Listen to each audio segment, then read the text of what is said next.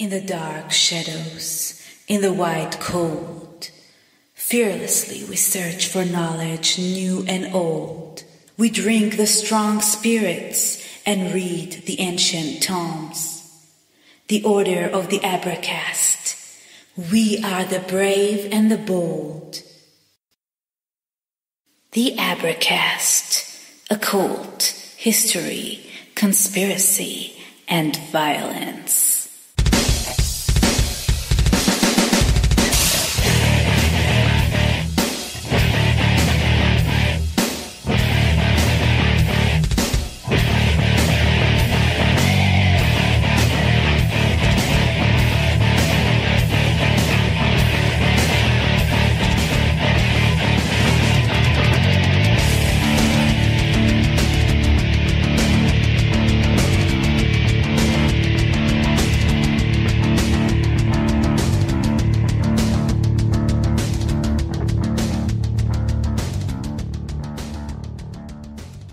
Thank you so much. Hey, so on the show tonight, we have the paranormal guy himself, Jim Harold, who's a pioneer in the field of podcasting, and it's such a big honor for me to have him on. He's an author, the host of the Paranormal podcast, Jim Harold's Campfire, Jim Harold's Crime Scene, Soulmate Stories that he does with his wife, Dar, and Pod Lords. You can find everything, everything Jim Harold, books and everything at jimharold.com. Thank you so much for taking your time, Jim. Thank you, sir. I appreciate the opportunity to spend some time and talk with you and talk with your audience, and I thank you so much. Yeah, so you're the author of True Ghost Stories, the Jim Harold Campfire. I think you're up to 5 volumes now. Yeah, 5 of them already, and I'm working on a 6th. I'm hoping to get that out by Halloween this year. Yeah, so kind of give it up. So you have people call into your campfire show, and they give you these stories, and then you pick like the 70 best ones out of any given time frame, I guess, and you just go ahead and you publish them, right? That's exactly right. Basically, it's based on my podcast, which is my most popular one. It's called Jim Harold's Campfire. Started back in 2009. I'd actually been podcasting for a few years. I started out doing a show called the Paranormal Podcast, then added Campfire, still do both of those shows today. And basically what we do is we have real people call in and tell their stories of the supernatural. I always say it could be a ghost, it could be a cryptid creature, it could be a UFO, it could be what I call a head scratcher, just something that defies categorization. And then what I did with the books, after a few years, a friend of mine, another author out there, said, you ought to compile these into a book. So I did, and I had it published by a publishing company. They signed me their contract, and it was in Barnes and Noble and everything. And I felt that, they could have marketed it a little harder. So when it came around for book 2, I said, you know what, I'm going to do this myself. So I actually got back the rights, so I own the rights to all 5 books. But it's been great, and people seem to love the books. And as you said, you got it exactly right. What I do is I take a period of time, and I'll pick the best 70 stories out of that period of time and compile them into the book. And the best place to get those is Amazon, and you just look up Jim Harold's Campfire and you'll see all 5 of them.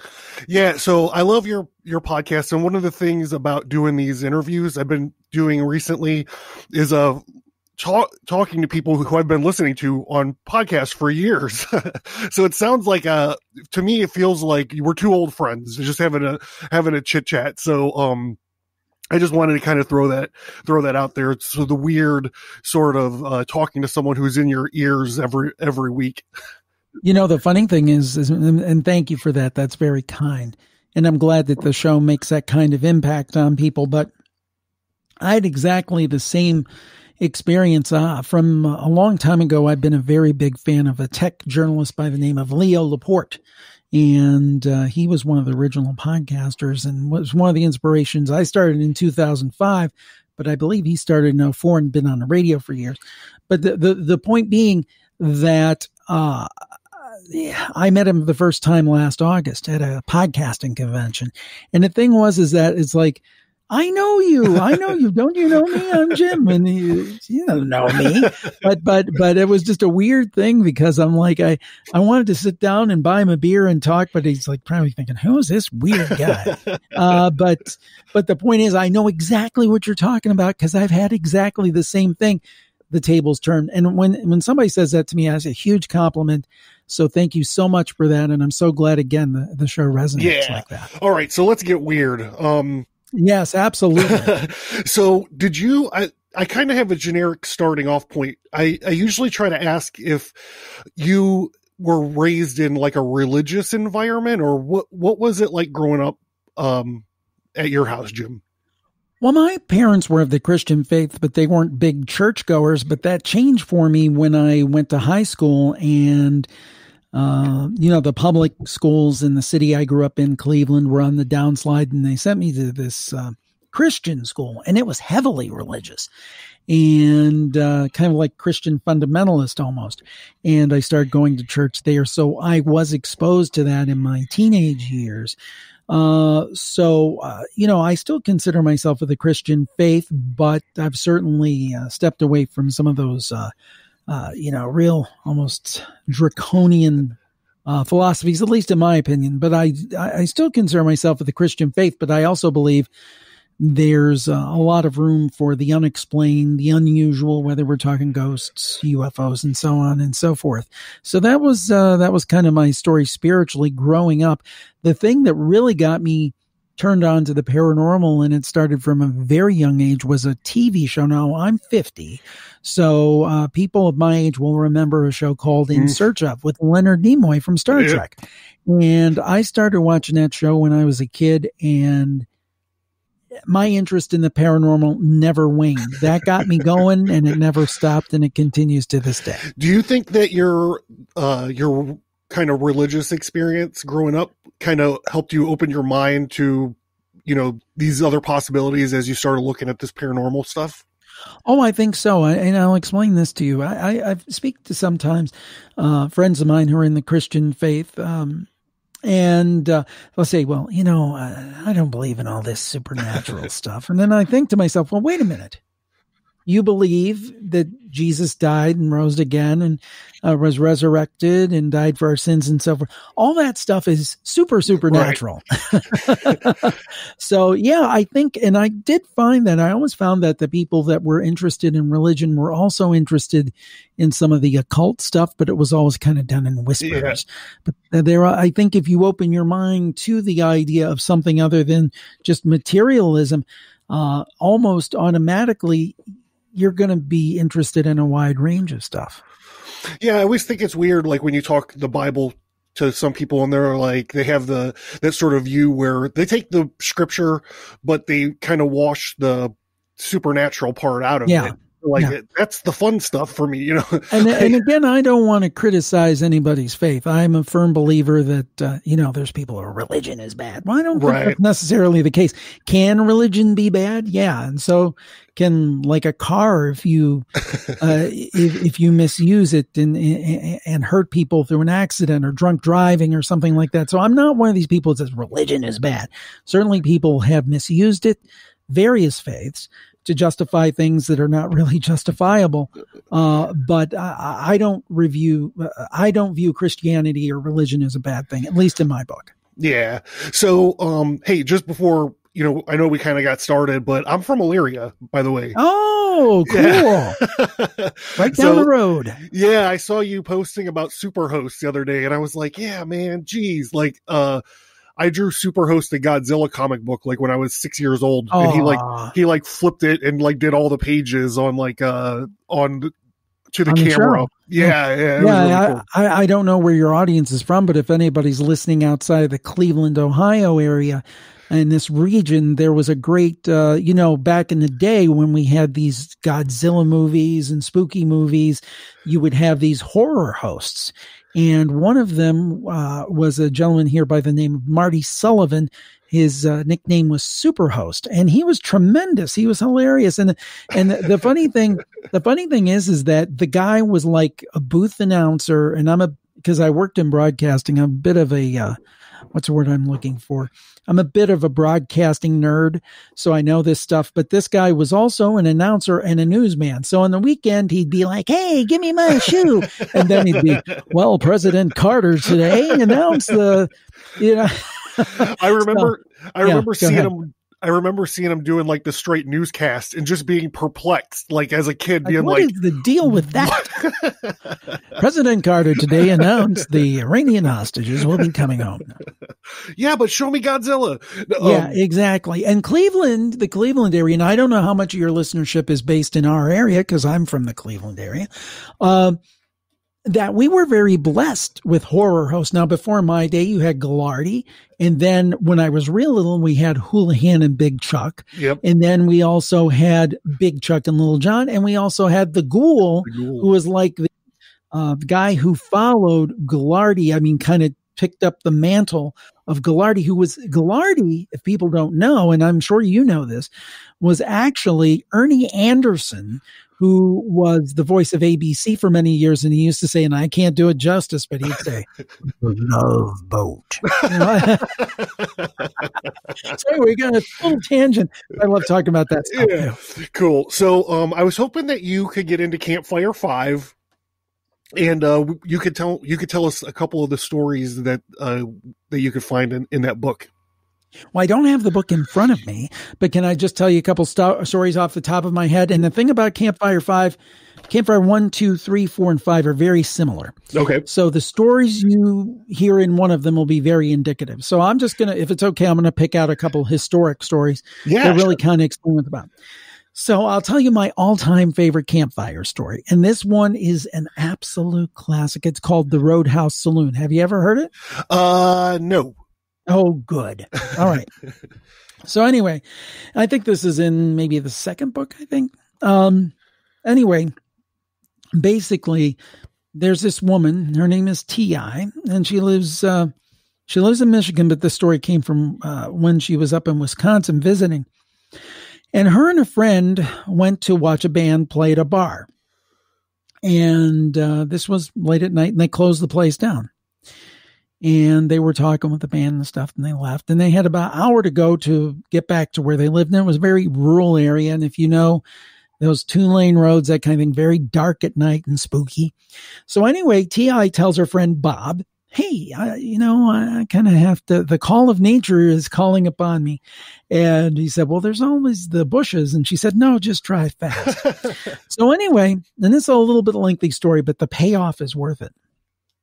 So then, they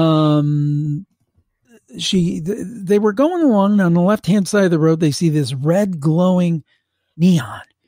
And they're like, wait, that's a bar and it's open. It's like 3:00 in the morning. It's open. So he said, well, let's stop here. And it's called the Roadhouse Saloon. So she goes ahead and they stop at the Roadhouse Saloon. And Bob says, I'm really glad because I'm an artist and there's apparently like an old Western theme mural on the wall, a huge painting. And I've always wanted to see it. So this will be kind of cool. So they go in, Bob gets a couple of beers. They're just going to have one beer, and she goes to the restroom. They come back and everybody's kind of like smiling at them like vacantly. And when they first came in, they kind of waved, kind of like blank stares, kind of weird, but nobody's talking to them. So anyway, they're sitting down for a while. They're looking at the mural. They're talking. And this one guy comes up to T.I. and wants to dance. And he has like these rotten teeth and they've got this old Wurlitzer jukebox with actual records in it, vinyl records. And he's playing, I think, Chubby Checker's Let's Twist Again. And the thing is that T.I. has a cane, and she picks up the cane and shows him as a way to beg off of dancing. She said, boy, I'm glad I had that because that way I could be polite and turn him down. And just the place had a weird vibe. Anyhow, they're sitting and they're talking about this, painting. And, anyway, they start to look at it, and it's got the swinging doors, the swinging doors, like when the saloon when doors. The gunslinger, the saloon door, the gunslinger comes in and said, I'm looking for Bart, that kind of thing. So anyway, what happens is they notice that, now when they first noticed the painting, it was just the saloon doors. but there's looks to be misty figures coming into view in those doors. One's taller, one's smaller. And it's like, if you remember the old Polaroid pictures, I guess they're coming back now. Okay. And that develop in slowly over a few minutes. And then they keep looking at it, and it starts to develop. And they distinctly can tell it's a man and a woman. And then they notice that the female figure has curly hair. T.I. has curly hair. They notice that the female figure has cowboy boots. T.I. has cowboy boots. Uh-oh. And then they notice that the figure also has a cane. And at that point, they're like, okay, we get the picture. Let's get out of here until we're in the picture permanently. And we're stuck in this like portal or whatever we've come upon. So anyway, they go out, and the people are like smiling and like saying, come back. And they said, no, we're getting out of here. They closed the door, and T.I. says the minute they closed the door, the total place went dark, right? All the neon signs went out. Now, when they pulled up to the place, it was full of cars. After this happens, everything goes black, everything goes dark. They look out. There is a single car in the parking lot. It's their car. Oh, wow. So anyway, it's not over yet. It gets even weirder. So they leave, and T.I. is a far better person than I am, way more brave than I am. Because what she does is she says, you know what? She tells her family, tells some friends. She's like, I'm going to go back there and see what the deal is.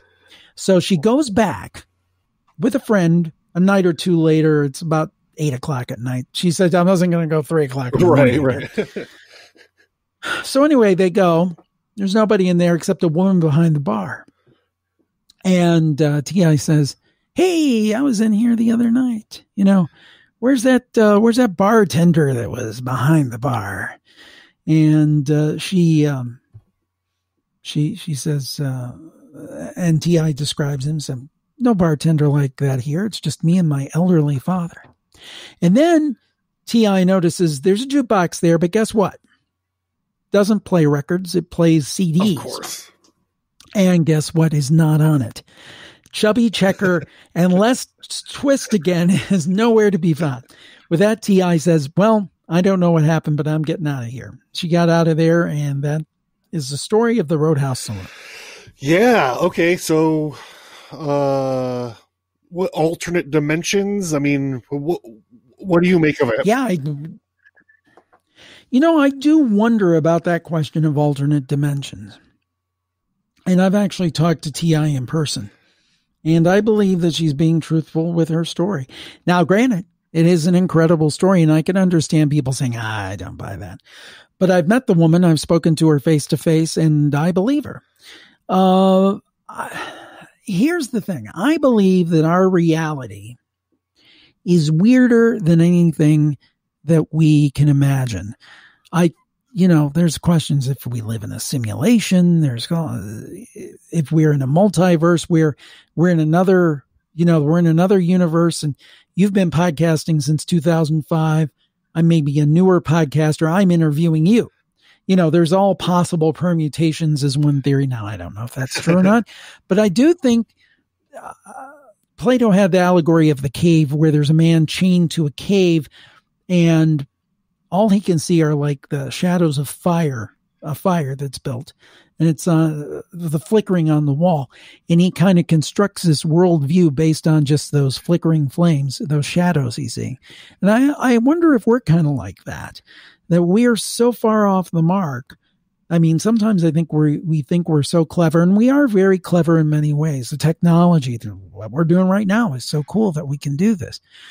But I still think there's so much we don't know. So what it is, I don't know. And that comes back to that question that we talked about before, how'd you get introduced into this and all that. When I started out watching In Search of and growing up, I'm like, the UFOs are space aliens. I had very certain ideas about things. And the longer I do this, the more I realize I know nothing. And it's really kind of tough. You would think as you do this more, you would say, oh, I've got that figured out. I've got that figured out. I've got this figured out. For me, it's the opposite. And I hear that from many people who are into this, that the longer they do it, the more confused they become sometimes. Yeah. So we started, ever since the Nimitz stuff started like becoming mainstream, we've been doing more and more UFO episodes. And we're talking about Milton William Cooper, and we talked a little bit about the Allagash abductions. And I realized that I had painted myself into a corner by framing these things as, of alien origin. So I actually had our friend Micah Hanks on a few weeks ago to talk about this exact same topic. And and it's interesting because like the more the Polaroid developing universe thing is weird enough. I think of it as kind of like how science fiction writers describe a paradox, how the paradox just builds up upon itself until it collapses. Right. Well, in this case, it's like that lady, the TI's decisions were piling up and changing reality in a way, like adding her like Polaroid development onto this painting. And I think it is fascinating, and it's interesting that you just brought up the allegory of the cave, because we just did that on the show a couple weeks ago, where we went through the whole thing, and we talk about Gnosticism on the show quite often. So, these are all very interesting topics, to me personally. So that the thing about the universe developing itself based on the decisions that you're making is very philosophical, and also at the same time, the idea of it being in a bar late, I've been at bars at 2:00 in the morning. Nothing good happens there, there's, it's these decisions, piling up on her in some ways, leading, to this awful kind of fate about being an image of you being trapped on this wall, I think is interesting. Yeah. It just, the thing is that there's a story that I am reminded of, not from my shows, but a famous story about Torrid, the man from Torrid. Have you heard this? No, sir, I haven't. The last time I heard this on another great podcast called Box of Oddities, which reminded me of it. And there's a story. Now, again, it's apocryphal, so this may have been somebody just made up a good story. But there's a story floating around out there that there was, and I believe this was in the 60s. This is all off the top of my head. But there was a man who landed in Japan, I think in Tokyo. And he claimed to be from a country called Torrid. Taured, I believe. And the thing is that he had a passport. He had money, and he insisted that he was a man from a country called Torrid. And the thing is the officials like, there's no country like that. And supposedly, I think it was supposed to be somewhere in the proximity of where Spain is. Okay. Now, so supposedly what happened is they said, okay, well, we don't know what to do with this guy, so we're going to put him up in a hotel, and we're going to figure this out. And they had armed guards. And I don't know if they kept him overnight or it was for a couple of hours or wherever. So they let him go in a hotel room so he could have some privacy and rest and so forth while they figure out, what are we going to do with this man from a non-existent country who has these credentials? Supposedly what happened is when they went in to try to get him to take the next step or maybe talk to him further, he was gone. He disappeared. Now, think about the implications of that, where there's a world that is similar to ours, but it's slightly different. They have passports, they have money, but the countries are named something slightly different, maybe because of a twist or a turn in that alternate history. It really does make somebody think. Makes me think. Yeah. I mean, it's wild. And then, we've been, the world's been mystified with this the Mandela Effect, and it gets you thinking about those kind of twists and turns as well. Oh yeah, the Mandela Effect, something we've done shows on and talked about before. And I know I don't know about you, but I have a few of them. Now I think some of it is misremembering, but all of it I don't know. There've been a few things like, I don't remember it that way. Something changed. Yeah, the one that I couldn't get my head around was the Star Wars one where Vader says, Luke, I am your father. And when I read in the Mandela Effect website that was wrong, I'm like, no, it's not. So I went and I got all my DVDs. I went through it and I'm like, okay, well, maybe this is something that Lucas changed in the special edition. So I went and I dug out all my old VHS tapes and I went back and I was like, man, like that one totally bent me up because I thought I knew that stuff forwards and backwards,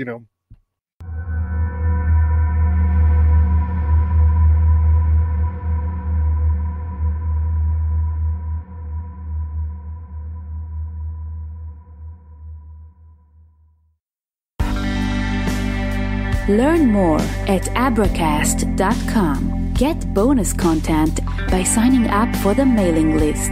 Get all that plus many exclusive episodes by supporting the show at patreon.com or subscribestar.com.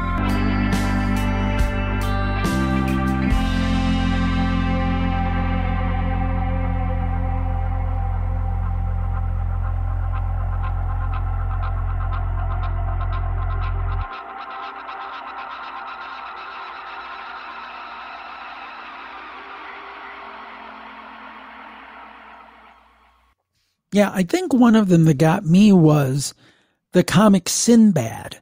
He was supposedly in a movie where he played a genie, I think. And most people remember him being in a movie that he played a genie, but he never was. And they said that people got it conflated with a movie that Shaquille O'Neal made. But man, I thought for sure that Sinbad played a genie in one movie. I was sure of it. Yeah. It's wild. We live in a weird world, man. Oh yeah. And another thing that I just had a call today. It hasn't even aired, but a doppelganger. People see doppelgangers all the time. One of my favorite stories we had on the campfire about that, and it's in one of the books. Can't remember which one. I apologize. But it was about this woman, and she lived in a trailer with her daughter. And it was almost time for her daughter to come home. The school bus basically dropped her in front of it. It was like a rural area, I kind of guessed. And they would drop her in front of the home, and she'd walk down the path and come in the trailer when she was done with school. So the one day, she's sitting there, 3:00 or whenever her daughter gets out. Her daughter comes in, teenage daughter, high schooler. And she proceeds to cuss her out. And her mom doesn't know why. And then literally she walks down the hallway, one of these narrow hallways that are in trailers, goes into her bedroom, shuts the door. 10 seconds later, her daughter walks through again. And the mom's like, wait, you just went in your bedroom. Why'd you come in here cursing me out? She said, I don't know what you're talking about. I just walked in here. I don't know what's going on. And I believe the caller said there were some other weird things going on at the house, which does kind of correlate to sometimes reports of doppelganger activity. So again, that's another thing, like what in the world? And that's the thing when we do campfire, people say, oh, you do a ghost story show. And yeah, it's ghost stories. Plus. Right. Yeah, so that's interesting. What do you make of the doppelgangers? Again, it could be an alternate kind of universe kind of situation. The other thing, I don't know if you've found this, but when looking at paranormal activity, sometimes there seems to be a trickster element. Yeah, so what I was going to say, so when I look at this stuff, I really kind of get excited when I can look at it and go, like, this is psychology, as like occult as psychology, or like the paranormal as psychology. Not saying that people are mistaken or people are fibbing or whatever. That's not what I'm saying at all. I'm saying, like, when you look at the story of, like, specifically this doppelganger story, you can kind of see this is like a Jungian, like, shadow self sort of thing. Yeah. You know what I mean? Yeah. The other thing and that's what I love about this, because people look at it maybe people who don't follow it closely look at so simplistically. Well, ghosts are dead people. Well, I think that might be the case. Very well might be the case sometimes.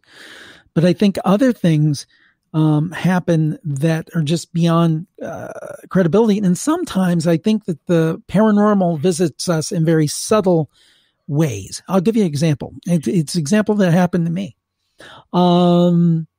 November of, what would have it been? I think it was 2017, I want to say. I think November 2017.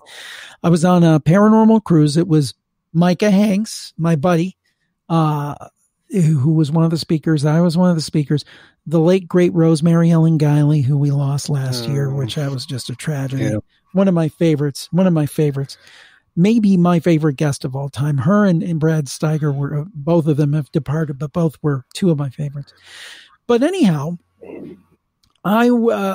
we had this great paranormal cruise, and we had people with us in the group who had paid, to hear us speak and interact with us and all stuff. It was a lot of fun. Unfortunately, I had the good luck to have a cold. So the one day we were at sea, and we were going to give our presentations. And, it's kind of nerve-wracking when you had to give a presentation after Rosemary Ellen Guiley, because she was the best. It's kind of like, okay, well, now you've seen the best. Now here's the rest with me. So anyhow, I had a sore throat. I didn't feel great. And I said, you know what I'm going to do? I'm going to go over to the cafe, and I'm going to get a cup of coffee. Because, it's great when you're on a cruise ship. You just, hey, give me a cup of coffee. There it is. No cost.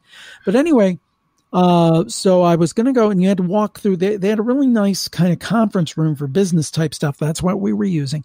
And then they had a casino right outside the door. So I walked to the casino to get to the coffee place, the little cafe they had at the food court. Anyway, something I should mention, in 2013, had a couple of losses. My mom passed away, and 2 weeks before that, my favorite uncle had passed away, who was literally like a second dad to me. My dad, thank goodness, is still with us, but my uncle lived with us, so I spent as much time as I did with my dad. So it was like my two dads, but it was really, really sad that he passed. So anyway, that'll come back up in this story. So anyway, I was walking through this casino, and I saw one of the guys who was in our group, and he was playing this crane machine that had cash. And you try to pick up the money. Of course, I'm sure he didn't win anything, because it's all, pretty well set to make it very hard to win. But anyway, I remember very distinctly stopping and thinking of that uncle I told you about, because he loved to go to these drugstores and play the little crane machines that would be outside in the hall or Walmart or whatever it was. And he put in $10 to win a little 99-cent toy made in China. But he loved the sport of it. And I thought, oh, gosh, man, I wish he were here. I wish he could play it. He would love that thing. It wasn't 10 seconds later that this woman walks up next to him, cups her hand to her mouth, and goes, John. Guess what my uncle's name was? Wow. Now, what kind of, and again, a lot of people would say, oh, Jim, that was just a coincidence. Okay, so the guy has to be playing the crane. I have to walk through the hallway at the time. I have to have that thought. A woman has to be looking for somebody with the same name as my uncle and has to say it when I'm right there, when I'm about ready to be gone in 20 seconds. To me, it seems like some universal chess pieces were put together by somebody, maybe my uncle, saying, hey, I'm thinking of you too. So I mean, I think that so many things go into play with this, and sometimes it's subtle, and sometimes it's a song on the radio, and sometimes it's, something that you pick up off the floor that belonged to somebody, or, I've even had instances, with my uncle. My uncle was good with tools and stuff. And there've been a couple times like I've had to do something around the house. I'm okay handy. I'm not great handy, but I can do basic stuff.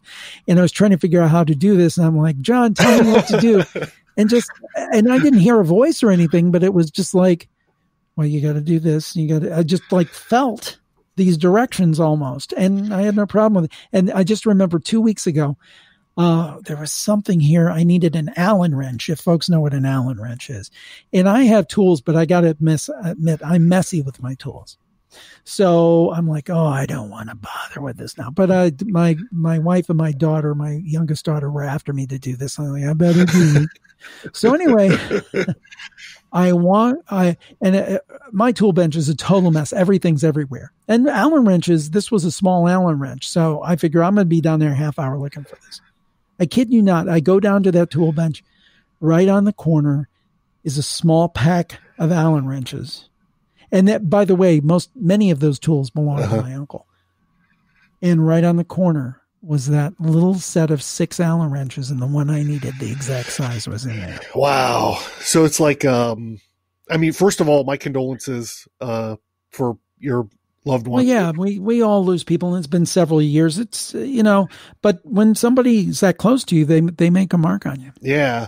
I think that's a beautiful story. And it makes me think of like the people that like will get like a phantom kind of smell, for like lack of a better word, like smell like people are like, I smell my grandmother's perfume. Well, when I think of my grandmother, I think is like Pall Mall 100s, but like, hey, but that'll do it. That'll do the trick, Yep.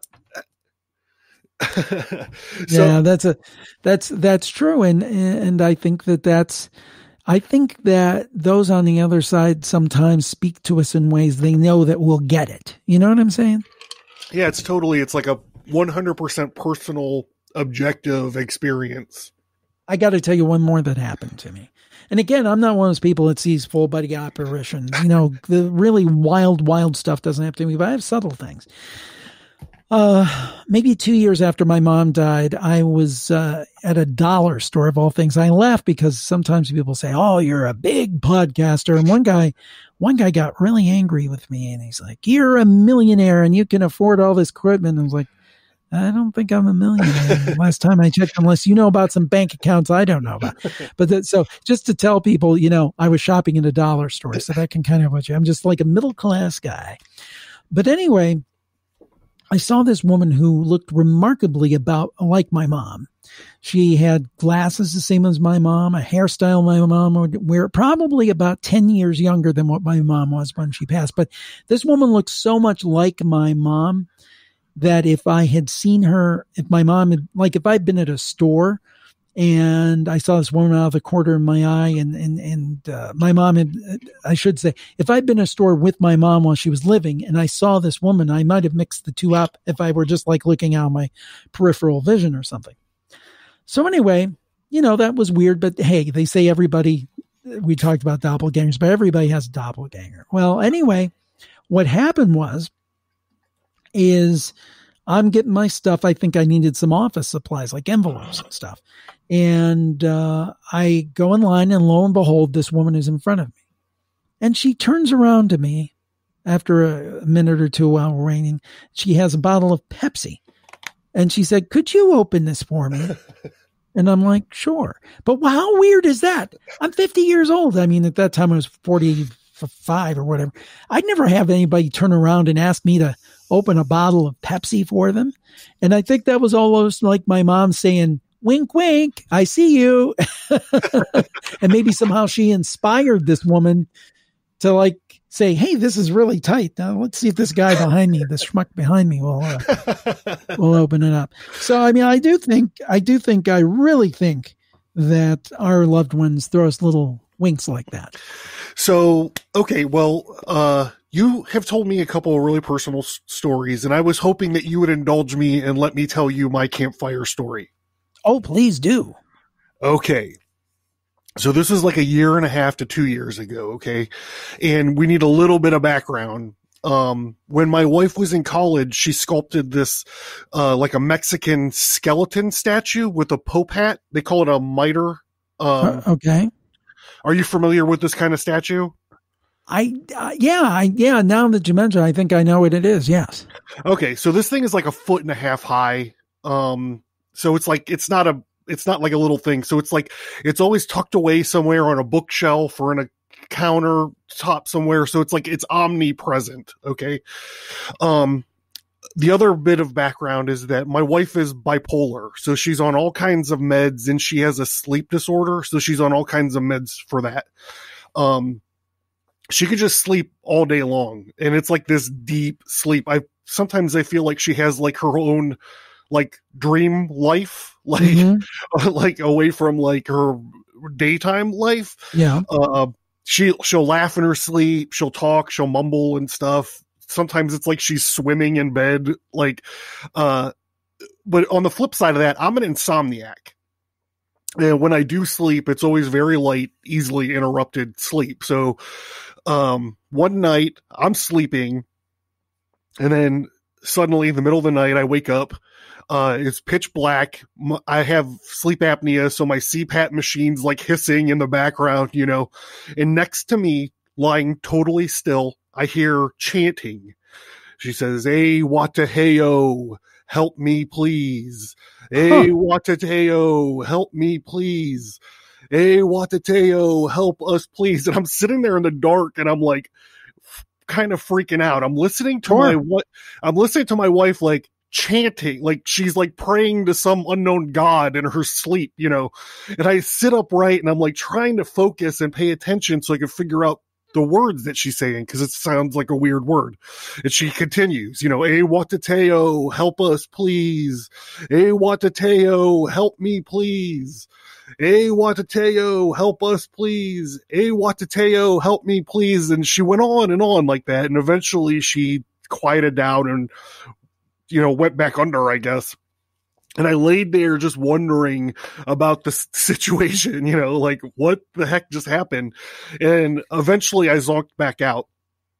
So of course in the morning, I'm like, "Hey, we got to talk." And I started explaining to her, about what she was saying. I was like, "It sounds like you were like praying and chanting and all this." And she freaked out, you know, understandably so. So that day she collected up a bunch of books, and she started going through them with like a notepad. Yeah. And she was trying to sort out like the spellings and stuff. And eventually she found Watateo was this Aztec god of death and of excessive behavior. And one of the cool things about Watateo is it was like one being, but it had 5 separate spirits. And then right next to the description of this god, there was this picture of this seated skeleton with a little Pope hat on it. Oh, man. Oh, man. Yeah. I was like, what? So whenever she, you know, like whenever we're like beefing or whatever, I'll be like, "Oh, you better call Watateo," you know, like. Oh my gosh. Well, I will extend an invitation for you to come on the Campfire and tell that story. And also, of course, plug this program. So I hope you can stop by and do that. But wow. Yeah. Oh my goodness. What do you make of it, Jim?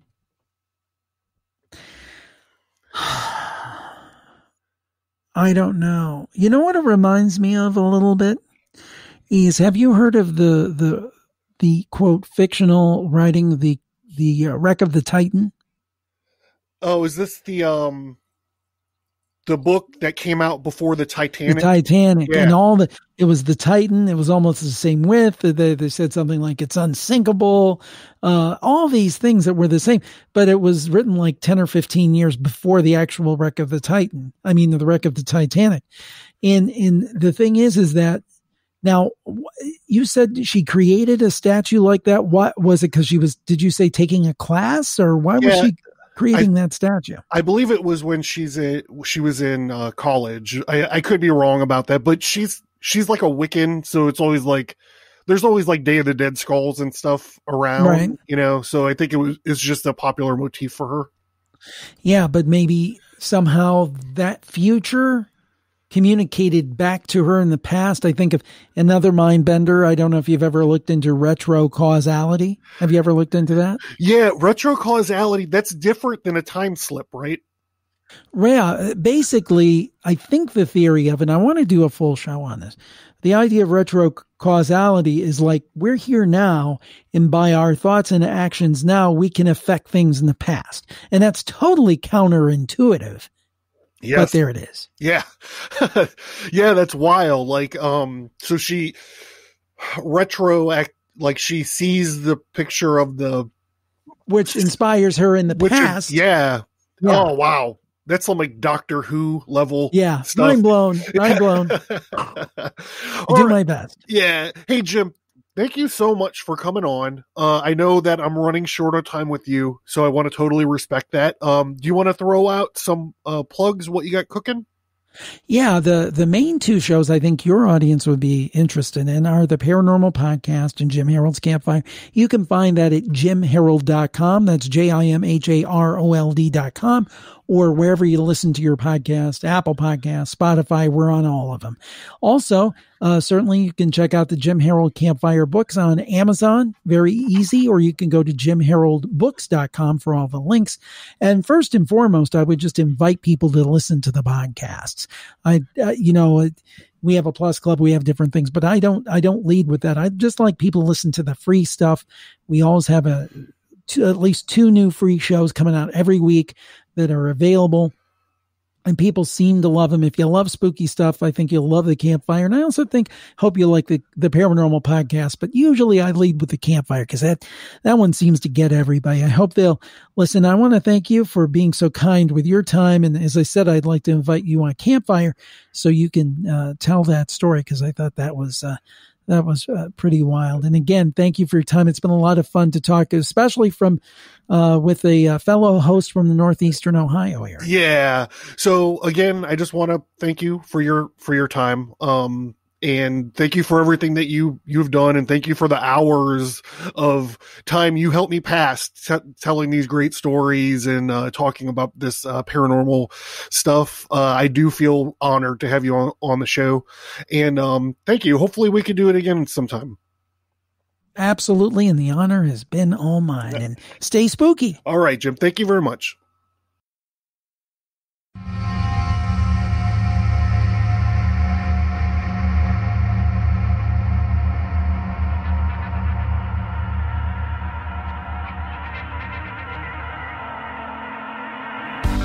Thank you for listening to this episode. Send an email or visit us on social media to let us know what you think about this topic. And please remember to leave a 5-star rate and review.